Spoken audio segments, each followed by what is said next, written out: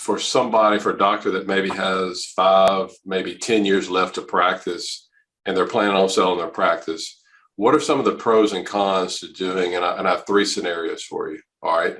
First one, if they lease their building to the new practice owner, if they sell the building with the practice, or if they sell the building before the practice is sold.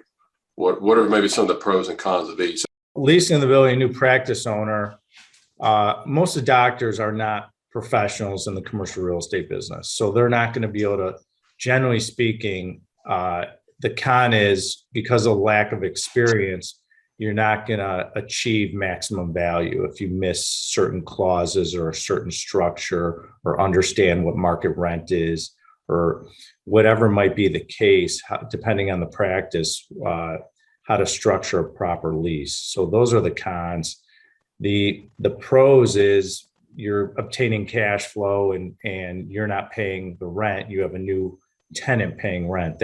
You're taking that off your plate. I would see that as a pro.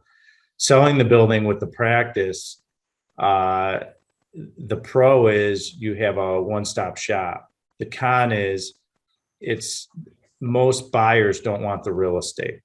They want, and the con is you don't achieve the same value if you separate out the real estate from the practice, because the buyer of the practice is going to look at that facility and say, well, that's necessary in order to generate that cash flow. And they're not going to reflect the value that you can maximize if you separate it separately. That's why, to hit your third point, that's why you want to sell the building before the practice is sold. You want to maximize value. You want to establish lease for predictability of cash flow when we're modeling their risk through the EBITDA and what they think the value is and how they're going to project out for years to come. That's pros.